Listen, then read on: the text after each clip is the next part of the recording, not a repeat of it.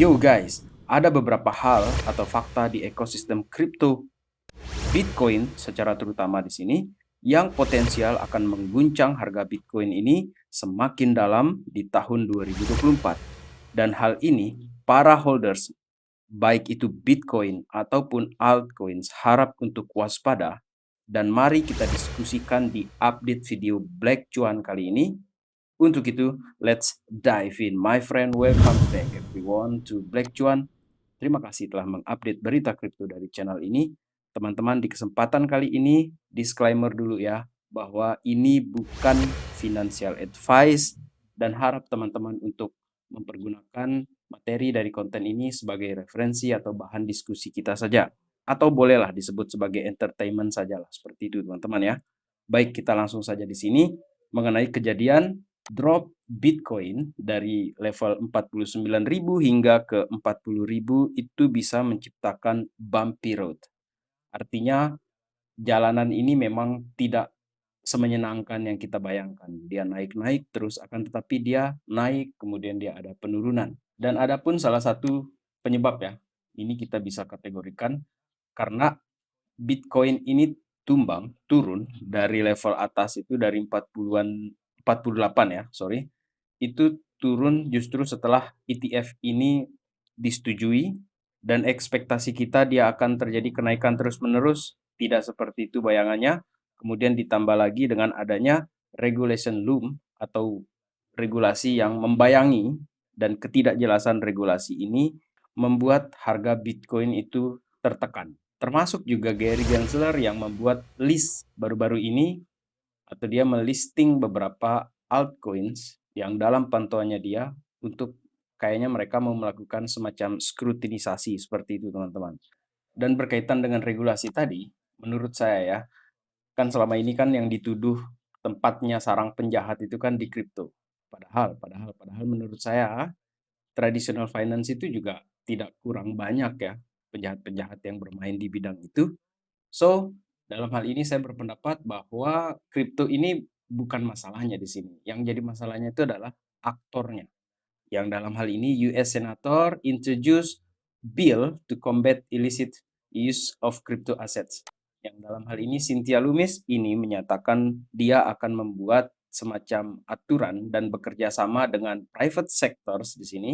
Jadi government dalam hal ini bekerja sama dengan private sectors untuk mendapatkan pandangan yang jelas agar bisa menangkap penjahat atau scammers di ekosistem kripto ini tanpa membahayakan ekosistemnya. Seperti itu teman-teman. Without crushing an entire emerging industry.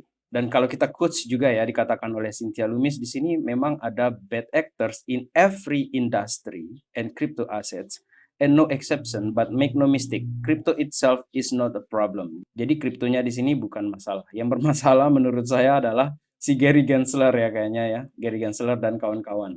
Oke, teman-teman. Kemudian yang berikutnya adalah kalau kita melihat ya mengenai data statistik ataupun gambaran ya mengenai tingkat kejahatan yang terjadi di kripto ini dibandingkan tahun sebelumnya di tahun 2022 itu kan terjadi penurunan dari level 0,42 turun ke 0,3 di tahun 2023. Jadi kalau kita perhatikan di sini how big was crypto crime in 2023 itu 0,34% dengan total on-chain transaction volumenya. Jadi ada 24,2 billions di sini dana yang terkirim melalui illicit address tersebut, dan kalau kita lihat total volumenya di sini untuk transaksi kejahatan tersebut memang turun ya di 2023 ini. 2022-nya itu di 0,42%, kemudian 0,34% di tahun 2023. Yang tertinggi kejadiannya di 2019 ya, 1,2% di sini teman-teman. Sementara itu teman-teman, di traditional finance yang sekarang ini sudah online, rupanya ada transaksi online perbankan yang justru menjadi ladang baru ini bagi para penipu. Dan sedikit cerita di sini, ada nasabah dari JP Morgan di sini yang ditelepon oleh penipu yang mengaku bahwa dia ini dari Departemen Chase, bahwa ada dana yang salah masuk ke rekeningnya dia dan meminta agar mengikuti instruksi dari mereka atau si penelpon ya dalam hal ini.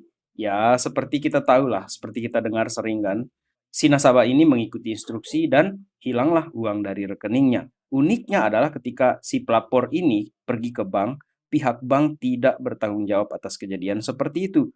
Dan bank ini baru mau tanggung jawab kalau saja transaksinya itu manual, alias pakai cara lama gitulah, dengan memindai buku ataupun scanning ya, buku tabungan secara manual. So, opini saya di sini, di mana saja aktor jahat ini pasti bermain, teman-teman. So, please kita tetap waspada ya dalam hal ini.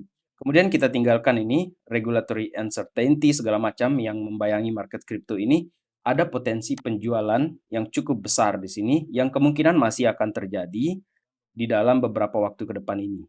Karena GBTC ini masih akan ada sell dia di sini sekitar 1,5 billion US dollar. Ini diperkirakan oleh JP Morgan.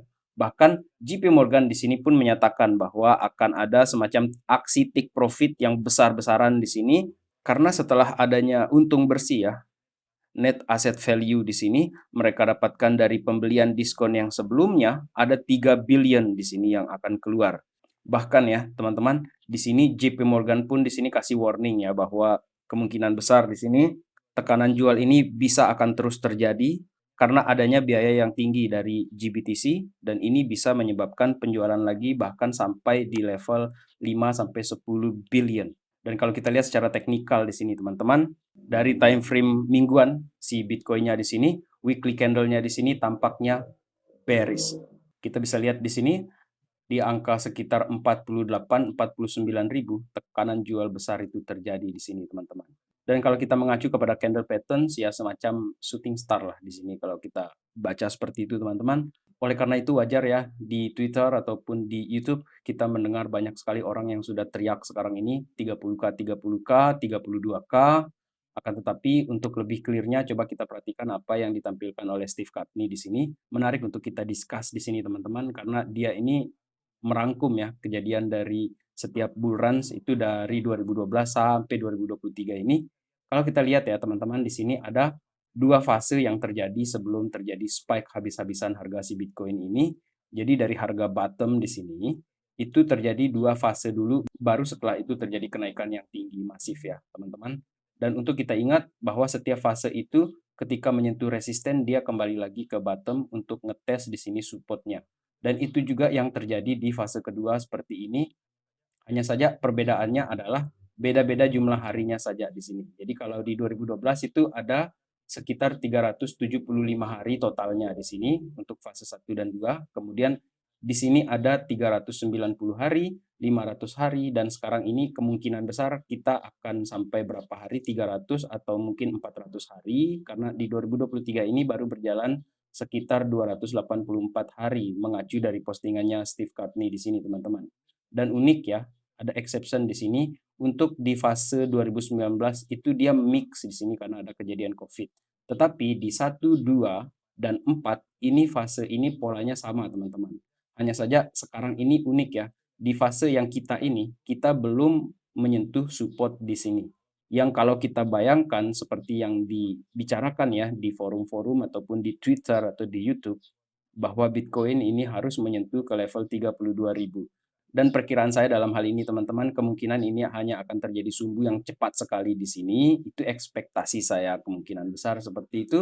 Dan mengingat juga kan tekanan jual dari GBTC ataupun berita-berita dari SEC yang masih tidak menyenangkan ya, membayangi market-market ini, itu skenario terburuknya menurut saya. Dan jika teman-teman membayangkan bahwa ini hanya sekedar technical analysis yang kemungkinan bisa terjadi ataupun bisa tidak, yang kemungkinan di musim kali ini itu akan berbeda dari kasus-kasus sebelumnya, dia tidak akan tes ke support di sini.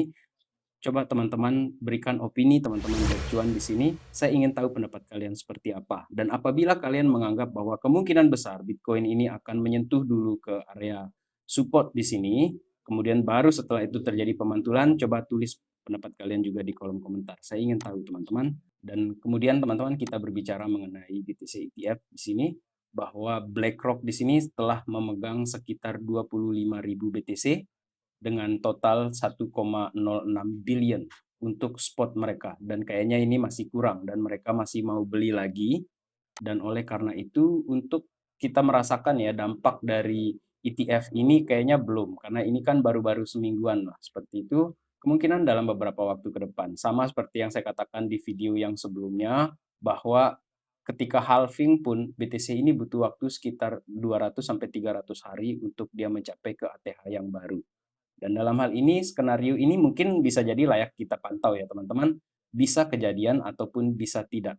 Jadi di Twitter itu seperti skenario yang saya katakan dari ini, Steve Kutney tadi ini, dia berpikir bahwa kemungkinan besar 30K, kemudian setelah itu orang akan mulai beli banyak-banyak Bitcoin ini, dan akan terjadi selanjutnya itu adalah mega bull runs itu akan kick in di harga si Bitcoin-nya. Kemudian teman-teman seperti yang saya katakan tadi, bahwa yang jadi fokus kita untuk kita melihat ya, supaya kita bisa rasakan ini dampak dari ETF dari Bitcoin ini, coba kita fokus atau kita melihat nih, seberapa besar uang, seberapa besar inflow yang masuk ke market ini.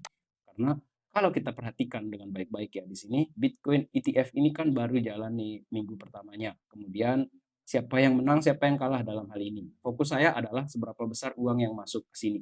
Dan untuk sementara ini, ICER Bitcoin Trust itu dari BlackRock di situ, dia adalah yang terbesarnya di sini dengan flows itu sebesar 1,052, 1,06 kalau tadi itu, dan yang paling buncit di sini adalah si GBTC karena fee-nya itu besar teman-teman. Jadi dia ini terjadi pengurangan 1,5 billion ini keluar uang dari si GBTC tersebut.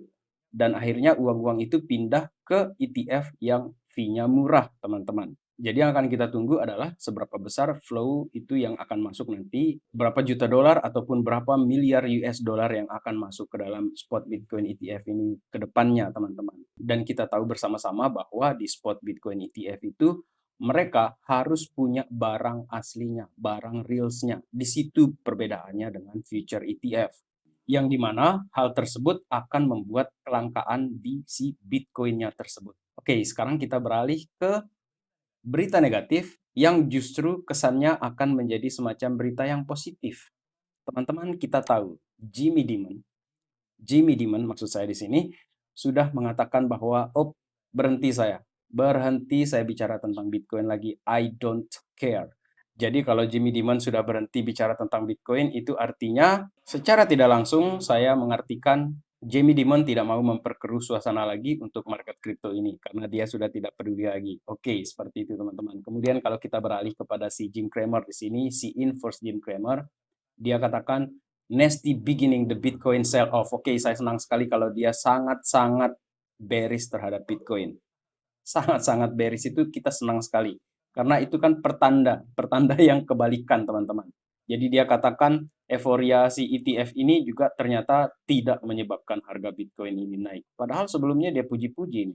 Kemudian lagi-lagi dia katakan di sini teman-teman, tanggal 20 Januari, dia bilang bahwa oke, sekarang orang bertahan ini, mempertahankan sampai berapa lama kalian bisa mempertahankan di area 40-an ini. Oke, katanya dia, dan ini ada sisa beberapa hari lagi.